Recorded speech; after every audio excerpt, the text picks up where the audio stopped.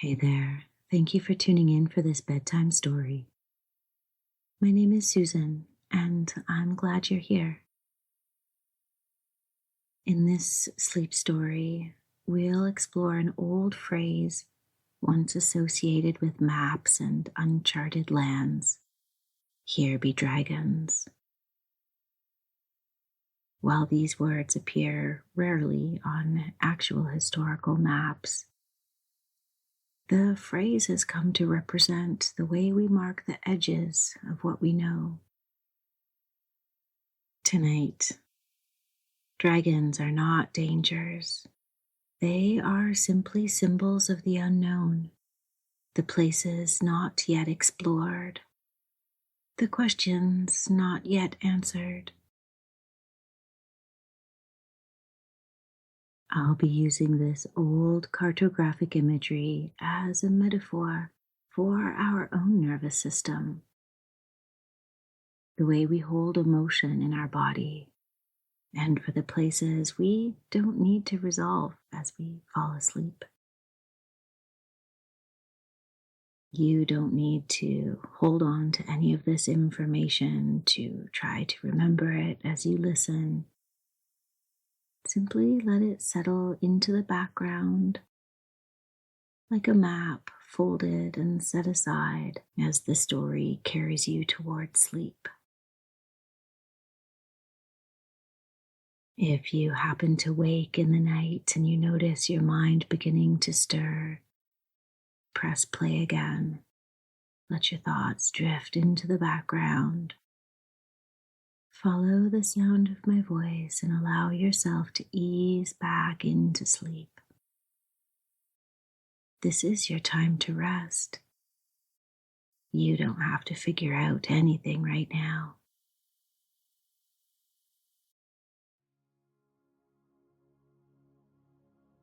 So settling into this moment, letting your breath mark the shift from the day that's ending into the rest that's beginning.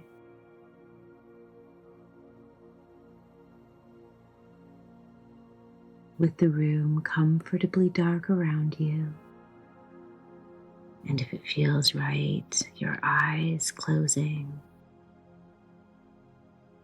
Give your body a stretch, sinking even more deeply into your bed. You could notice the temperature around you, how it feels just right. The sheets or blankets resting around you, their weight soothing and steady like a hug. Feeling your head settle even more onto the pillow. Your neck and shoulders softening, supported. As you settle in for rest, I invite you to hold a simple intention in your mind, just a little reminder. I give myself permission to let the day melt away. This is my time to rest.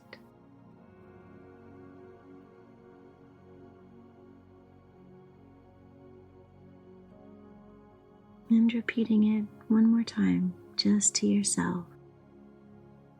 I give myself permission to let the day melt away.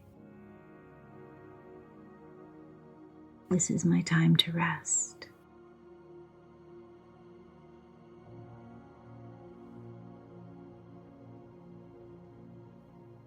And now, let's begin your story.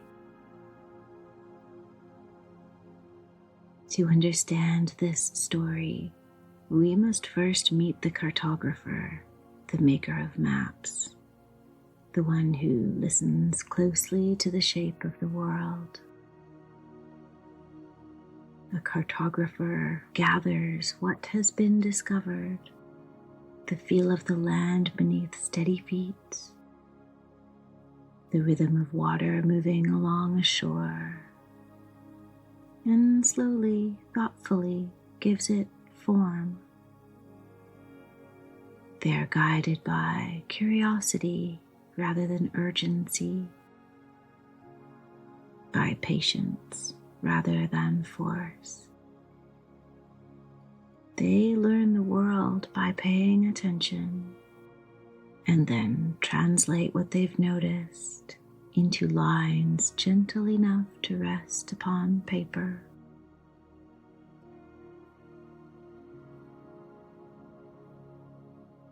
Tonight, the cartographer works in a quiet room, sitting in a comfortable chair at a wide wooden table. Candles made of beeswax, their flame glowing softly against stone walls. The faint scent of dried lavender rests in the air. Stretched out before him on the table are sheets of parchment, smoothed by careful, unhurried hands. Brass instruments lie nearby, a compass that opens and closes with a gentle click, rulers worn smooth at the edges, and a quill made from the feather of a wandering bird. The cartographer's work is patient work. It asks for steadiness, a willingness to sit with what is known without rushing toward what is not. Curiosity guides the hand, creativity finds its own pace, and nothing is forced into shape before it's ready. Minute by minute and hour by hour, the quill moves easily across the parchment, guided by an expert hand and a keen eye. Coastlines take shape, tracing the memory of ships that have returned safely to shore. Rivers find their way across the page, following paths long familiar to the land. Mountains rise in careful strokes of ink, each one shaped by journeys already taken, already survived. These are places that have been walked and sailed and known. The cartographer recognizes them at a glance.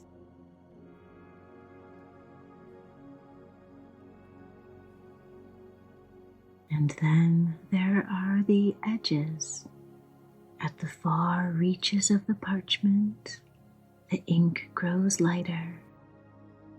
The lines slow, then pause. Beyond them lies what has not yet been traveled. Not empty, just unnamed. You see, long ago, when people were still learning how wide, how vast the world could be, when much of it had not yet been walked or sailed, cartographers did not leave these places blank on their maps. Instead, they filled the unknown with symbols, winding sea creatures drifting through open water, great shapes curling near the borders of land. These markings were not declarations of danger, they were acknowledgments, a way of saying, our knowing ends here, but the world continues.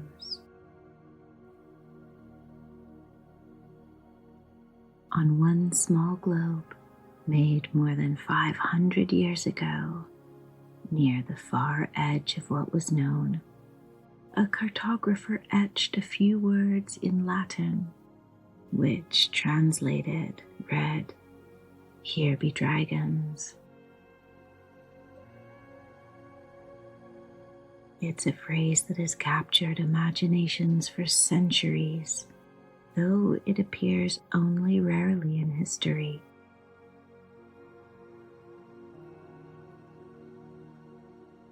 Picture that small globe now in your mind's eye. It wasn't a large, imposing map, but actually a delicate sphere made of copper called the Hunt-Lennox globe, crafted around the year 1510. And it has an elder twin, even more remarkable, a map etched into the delicate surface of an ostrich egg, dating back to around 1504. Its surface pale and smooth, a fragile shell holding the entire known world, both small enough to be cradled in two hands.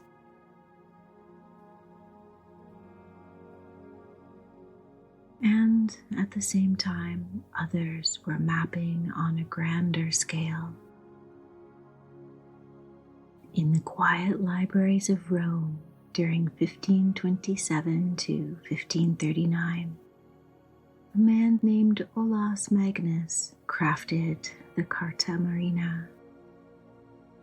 9 vast sheets of parchment, 5 feet wide, filled with the geography of the north, mountains, churches, and seas where dragons were drawn as magnificent sea creatures, curling through the waves. Whether etched on a tiny egg or a giant map, these symbols were not warnings. They were a way of marking mystery. Over time, the telling of the phrase grew. What had begun as a rare inscription became a shared story, passed from map to memory, from history into imagination. Writers, storytellers, and dreamers carried it forward, letting those dragons linger at the edges of their tales, where curiosity could gather. And perhaps that is how it was always meant to be, not as a warning, but as an invitation to wonder, a reminder that there may be more to this world than we see at first glance. As you lay here in bed, your eyes heavy, preparing for sleep, feel that same invitation unfold within you. Like the vast 5-foot sheets of the Carta Marina, you have a wide open space inside, a place where there is plenty of room for everything you are and for everything you don't yet need to know.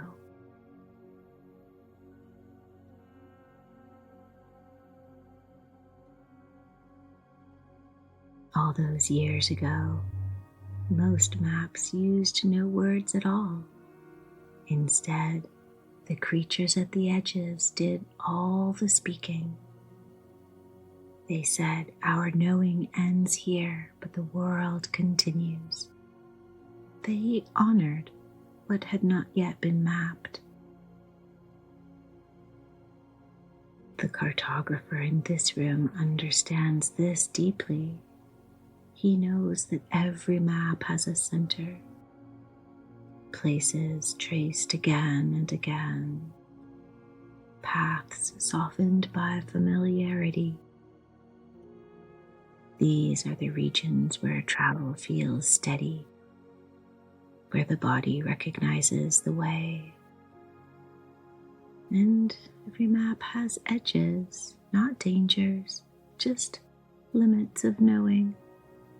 Places where exploration belongs to another time. Tonight, the cartographer does not lean toward those borders. There is no need to press outward. The center of the map is warm and complete. As you rest, you might imagine this map as something familiar, not something to study, but something that knows you. The parchment lies open, supported by the table beneath it, solid, trustworthy. Along the outer margins, the dragons appear, not fierce. They are ancient and slow, their movements unhurried.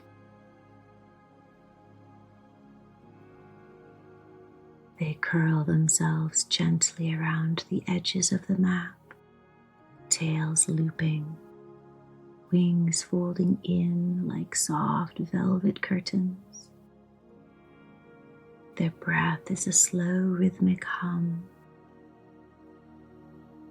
a quiet vibration that you can almost feel, steady and low, matching the quiet beat of your own heart.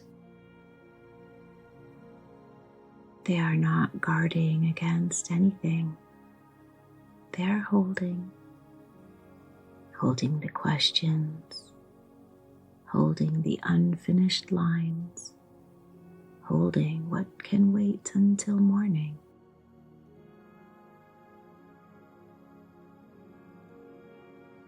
And now the cartographer's work is finished for the day.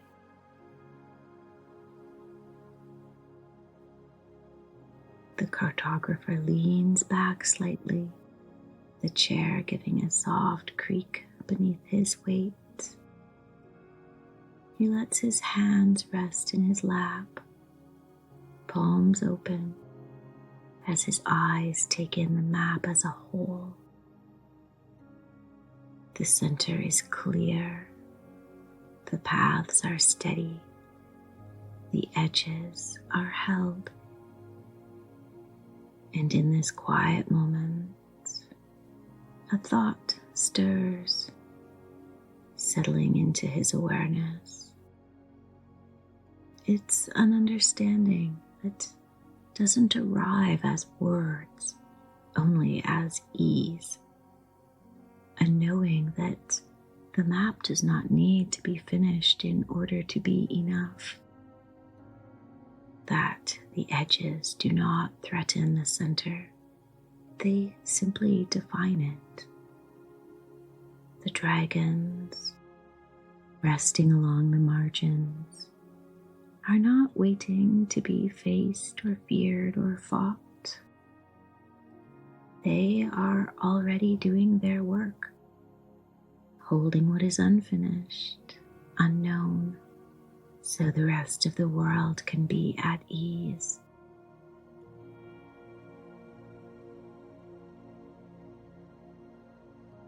The cartographer smooths the parchment once more, then rolls the map carefully, the edges turning inward. The candle flame flickers, softens and fades, leaving the room wrapped in a deep amber quiet. Nothing more needs to be known tonight. The unknown has a place to rest. The dragons settle. The map is closed. The quill is returned to its stand. The brass compass still and clicked closed. And you remain safely within the known, held, drifting beyond the lines, beyond the words, into the wide, unmapped peace of sleep.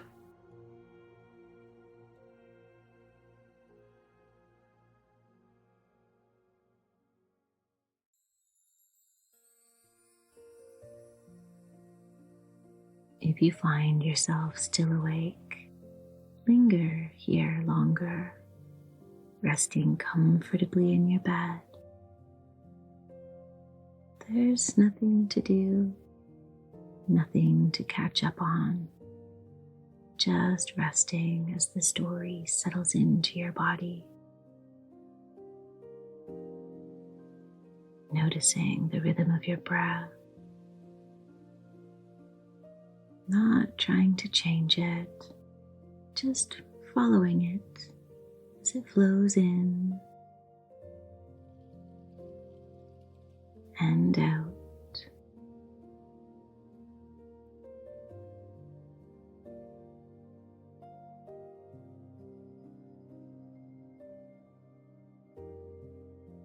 And as your breath keeps that rhythmic pace, I'll guide you through a body scan to help you drift off to sleep.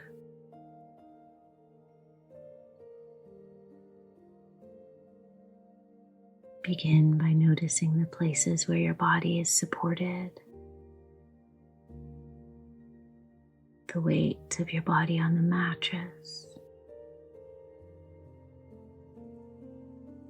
the sheets around you like a hug, just as the map was held by the table beneath it. Not changing anything, just noticing what is already there and held. Bringing your awareness to your feet, noticing how they are so comfortable, already heavy, as though they've reached a familiar, well-worn place on the map.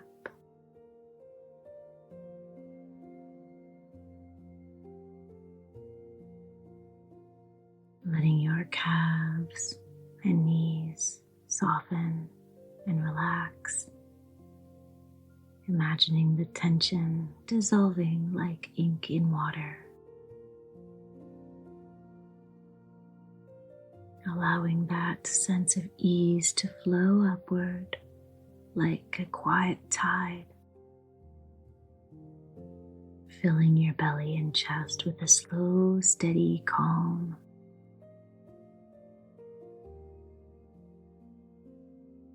With each breath, notice how the center of your chest remains steady.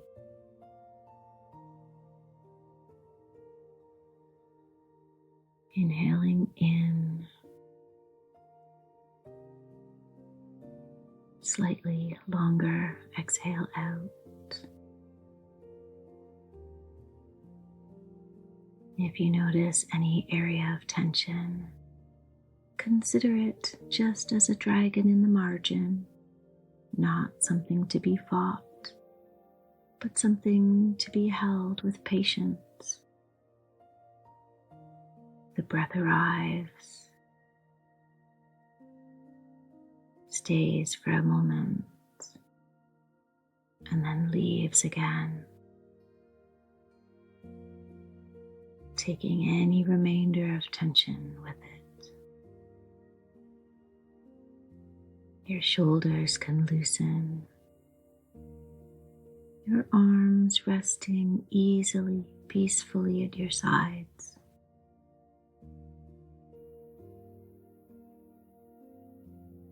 The hands that held the day's tasks are now open, relaxed, fingers soft,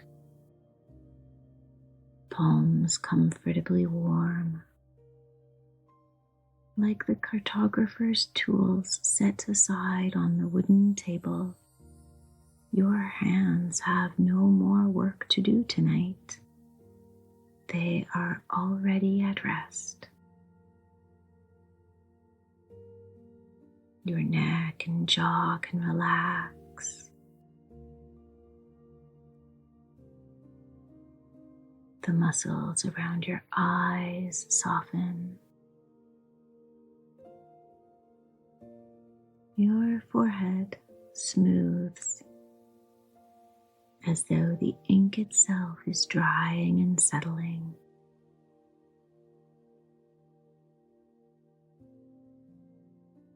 If you notice any places of tightness, any areas of tension,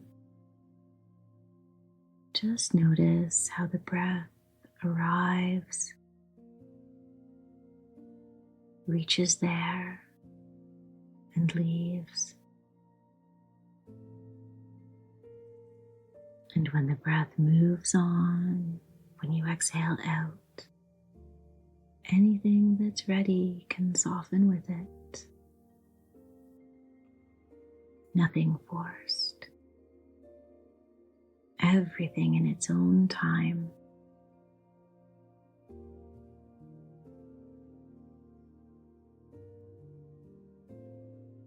Just as the cartographer allowed the edges of the map to remain, you might imagine the dragons resting nearby, not to fix or fight or figure out,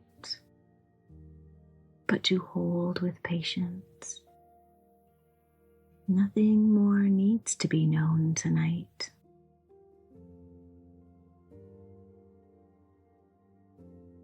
Remember, the dragons were really never about danger.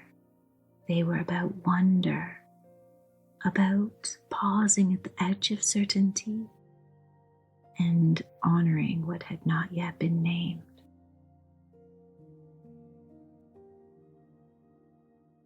The dragons are holding the questions of the world with patience now. Like those ancient maps, our inner worlds also have places of knowing and places still unfolding. But nothing more needs to be known tonight. The unknown is allowed to rest. The dragons are keeping watch, and you are free to drift safely within the known into the quiet, unmapped peace of sleep. Here be dragons. Good night, and sweet dreams, friend.